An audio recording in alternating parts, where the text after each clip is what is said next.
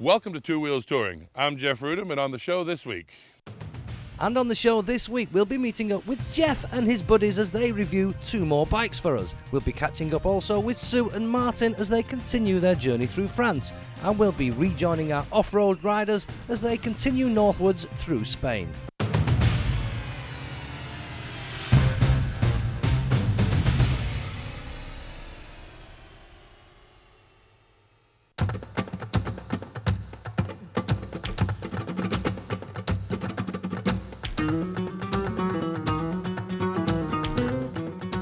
The bikes all the time.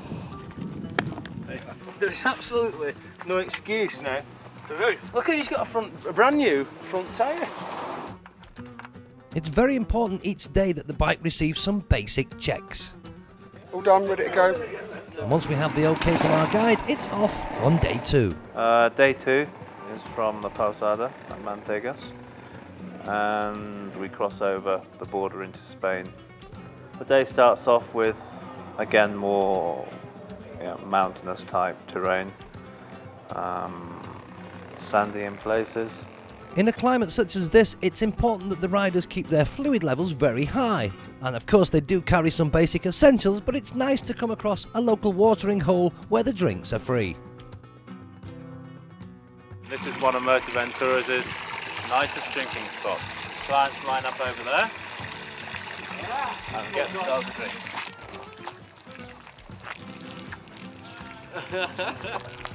Well, there's no time to stand and enjoy things for too long. It's back on the bikes and onwards. Of course, we use GPS navigation in this part of the world, but a wrong turning, of course, could send you hundreds and hundreds of miles in the wrong direction. Well, it's nearly dinner time, I'm a bit hungry, so I'm not taking the wrong turn now. You're right, Tom. Well, with everybody agreed on which way we're actually going, it's back on the bikes along some more dusty mountainous tracks and head further north towards the Spanish border.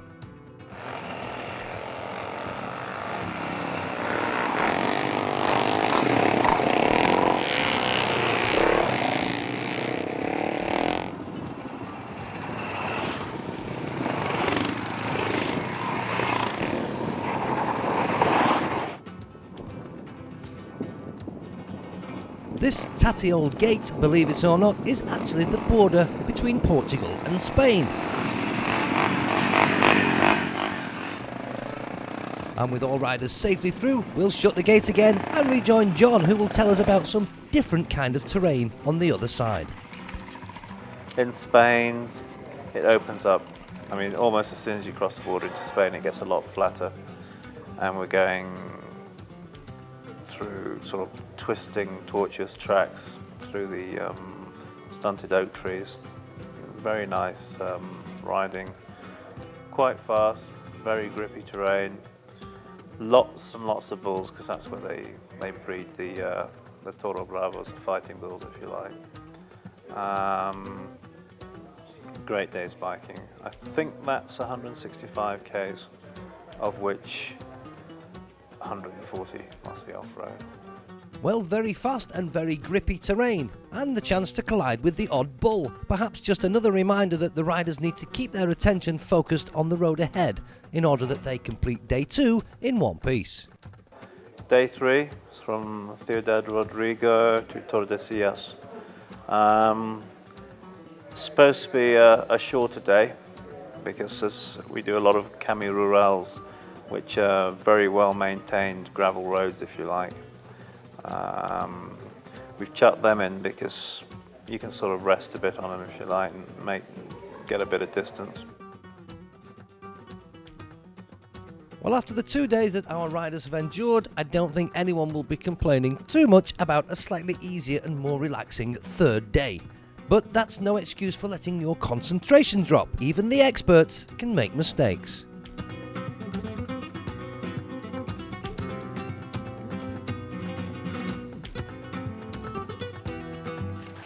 I made a mistake. I wheelied over a ditch and the front wheel landed on the round rock. Basically replacing the grips, because that little abrasive swine does this. Takes the skin off the palm of your hand, so it makes you walk around with gaffer tape on. We're going to cut these off and we're going to put some nice soft ones on. in the form of Exhibit B, which we prepared earlier. Bike repairs can of course be an ongoing thing, particularly on an off-road tour, so a little bit of motorcycle maintenance and do-it-yourself experience would always be an advantage. Petrol stations are of course few and far between in this part of the world, which is why these XR400s are actually fitted with larger fuel tanks than comes as standard.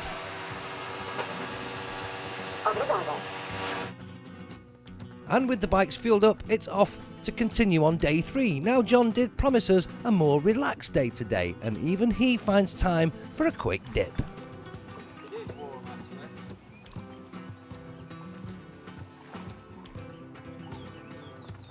And finally, with everybody suitably refreshed, it's back on the bikes to continue the afternoon's riding for day 3.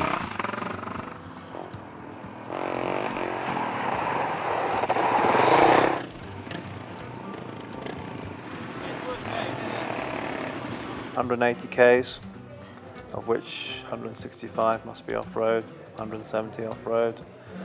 Predominantly fast, but it finishes off near Tour de Sierras, sandy tracks in the pine trees, which cause havoc generally with the clients.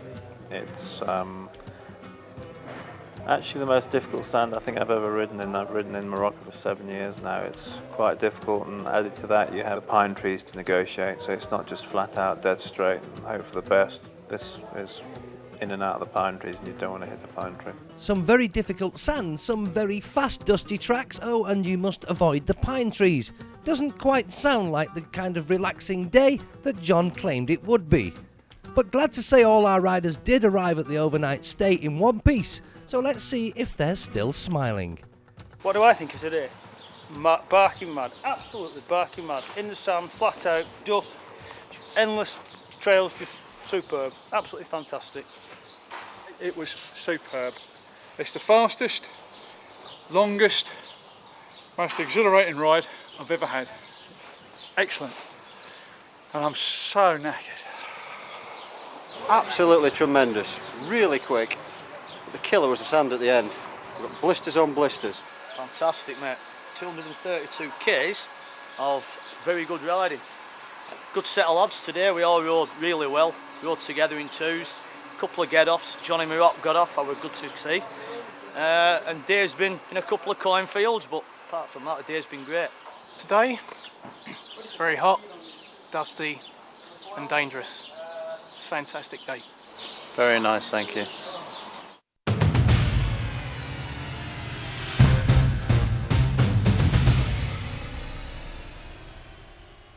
This week, the Yamaha 1100 Dragstar.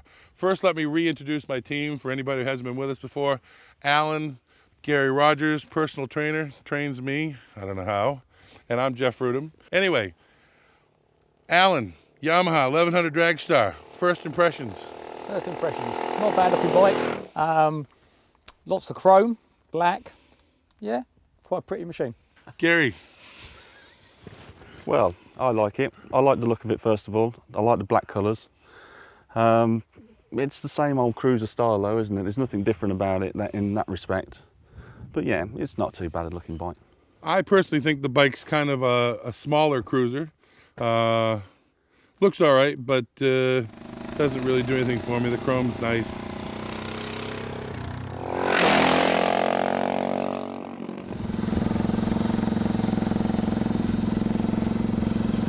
Okay, Gary. The suspension was soft. It does bottom out a lot going around the country lanes, but it's not meant to be ridden fast over bumpy lanes, is it? It's a cruiser. It's meant for cruising, for taking your time, posing through towns, isn't it?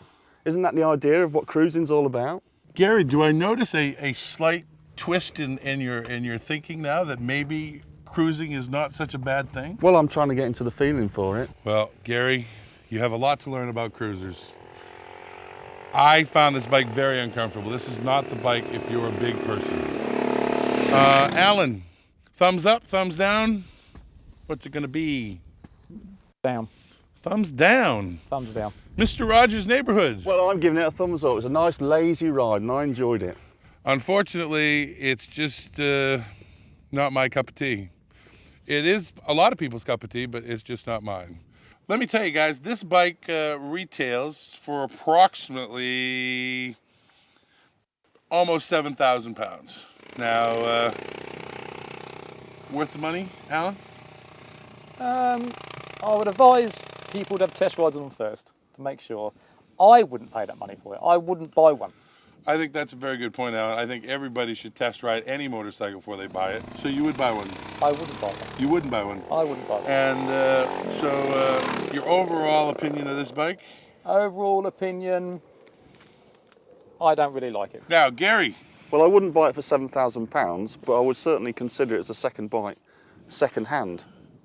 You know, every episode of this series so far, you've said that every bike you would take as a second bike, except the beautifully handcrafted Moto Guzzi. So I'm just wondering, how many second bikes could you have in your garage? I mean... As many as I could afford. Okay, that's fine. I'm sure when you become a famous presenter someday, you can afford to have all the second bikes you want. Thumbs up, thumbs down, give it to me. Intermediate sort of thing? Intermediate sort of thing. I didn't like the bike, so sorry, folks.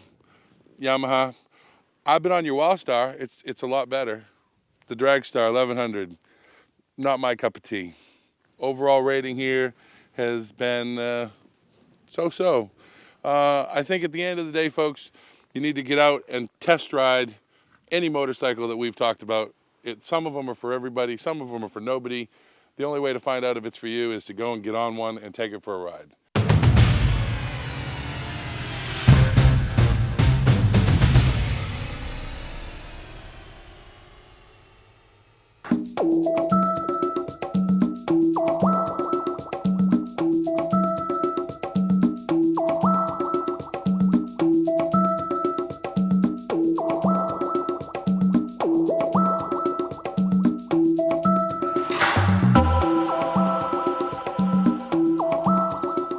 Welcome back to the second day of my tour in the south of France. I had a great day yesterday, fabulous day yesterday on the Buell. Martin, what have you got lined up for me today? Something slightly different today. We've gone from a Harley engine roadster to a bike based on a Welsh superbike machine. This is the Aprilia RSVR, one of the best V-twins ever to come out of Italy.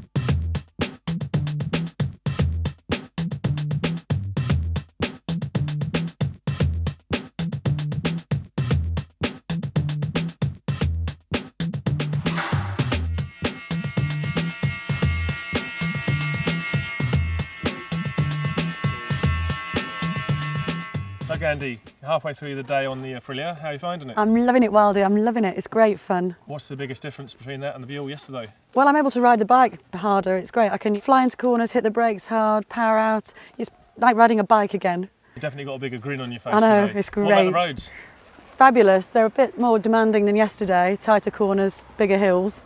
I guess you call them mountains, but but it's great fun, loving it. But it does make you have to ride the bike, and yeah, you know, the yesterday was adrenaline's a more going. relaxing day. Today's the actual day where your heartbeat's going up, and you're thinking, you this feel is what part I of the pay all my bike. insurance and tax, and why I put up with being a biker. Yeah, loving it, loving Excellent. it. Well, I'll see you at the other end. I know you always let me go ahead, so I can buy you the coffees. You've got too tight. So I'll see you at the next stop. Yeah, go on then. Okay.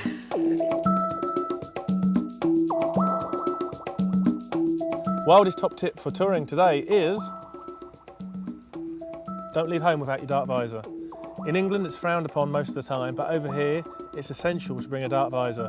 This time of year especially, as the sun's very low in the morning and in the evenings. Plus the fact it looks very cool and nobody gives a damn if you wear one. So don't leave home without it.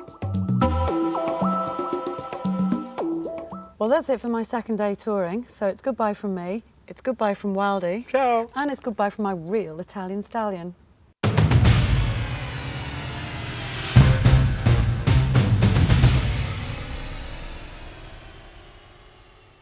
I give this 2 thumbs up and 2 pair of eyes in really cool goggles. We'll see you after the break. Still to come in part 2, Sue tries out a new bike in France. And of course we'll be rejoining our intrepid off-road tourers in Spain.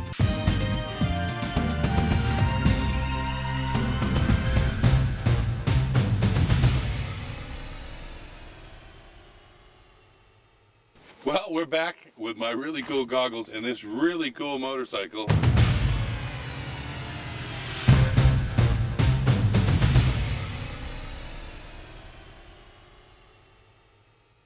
Hi, welcome back. It's the third day now of my tour in the south of France. I'm having a superb time. Yesterday I was out on the Melee, tremendous fun. Wildy, how are you going to better that? Well, Gandhi, since you've behaved yourself up to now, I'm giving you my blade. Your blade. Well, technically it's Honda's blade, but this is, in my opinion, the best way to travel at the moment. What's different between that and the Melee then? Well, on the Relay, you've got that big thumping V-twin. On this, it's an inline four. It will seem smoother, it'll seem easier to ride straight off. Excellent. So where are you taking me? Well, I thought, since it's such a good bike, we may as well give it the ultimate test. This road here is narrower than we've been on. It's tighter, uphill gradient, really quite tricky.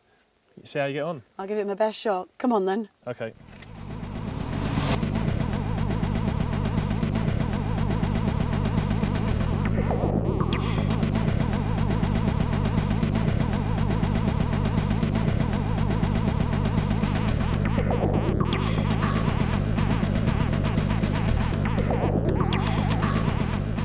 So Sue, here we are again, halfway through another day.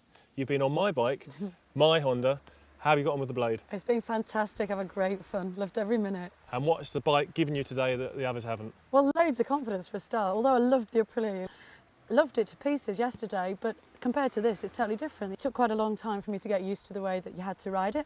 Whereas I hopped on this and it was just so easy straight away. I'm just amazed. Well, it's amazing. There's 140 brake horse at How a back much? wheel. 140. Oh, lovely. So what about the area that I brought you to? It's superb. It's really, really tight, twisty roads. Thank you. Well, it's a test of you, but it's also a test of the bike, and the bike comes out trend. You know the roads. Well, there you go. It's not fair, but they're brilliant, great fun. Cool. So what do you want to do? I want to ride. I want to ride. I want to ride. Come on, go. Wildy's top tip for touring today is all about rubber. It's how you make your selection that counts, and when you come on a hard charging, fast riding, finger licking, good excursion to France, what you want to be doing is keeping the same super soft compound at the front, but at the rear you want to go harder so you get the mileage out of your bike, and you're not halfway through your holiday when you're starting to think to yourself, must conserve my tyres. Go a little bit harder, you'll last longer. Well, it's the end of the third day touring in the south of France, and I think I've found my true love at last. You meant nothing. No, you, Wildy. My blade.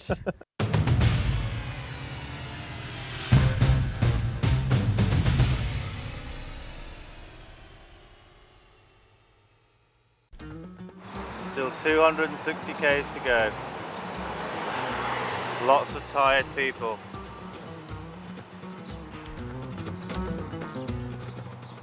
Day 4 is from Tordesillas to Soria. It's the longest day we do. It's 330 k's. Encompasses everything. About 50 k's, 40-50 k's of Camille Rurales, which is a described area that's generally well-prepared gravel roads used by all the farmers.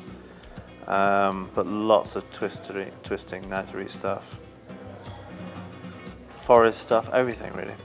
Again, more sandy sections, more sort of just single lane trails, if you like, by the river.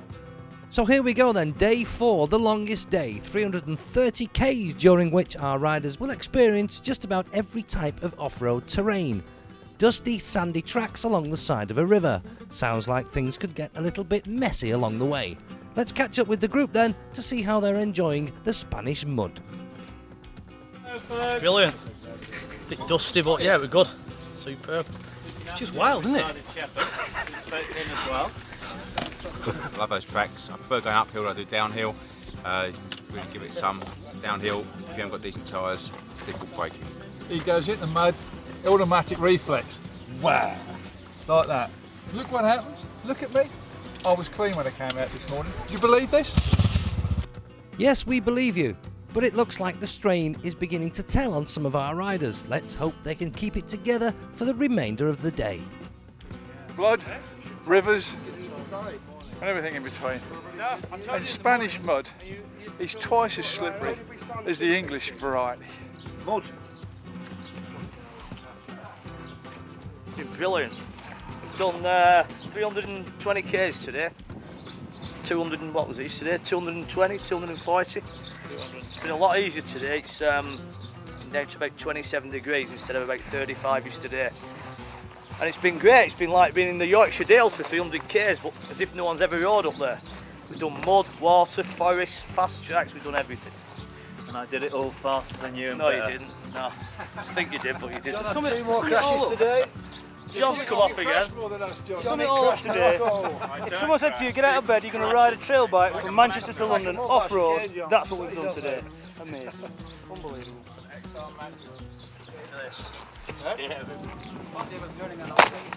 That's what happens when you try and overtake the man in front, the guy. Stay behind. This is what Azimarok did to me. Friend or foe. Well, it seems like some of our riders are becoming a little competitive. Maybe not such a good idea on this type of terrain. Even our tour leader John has taken a spill on this very gruelling day. Creamed by another client. Well, one of my guides actually. He leapt off a bank on top of me as I was passing.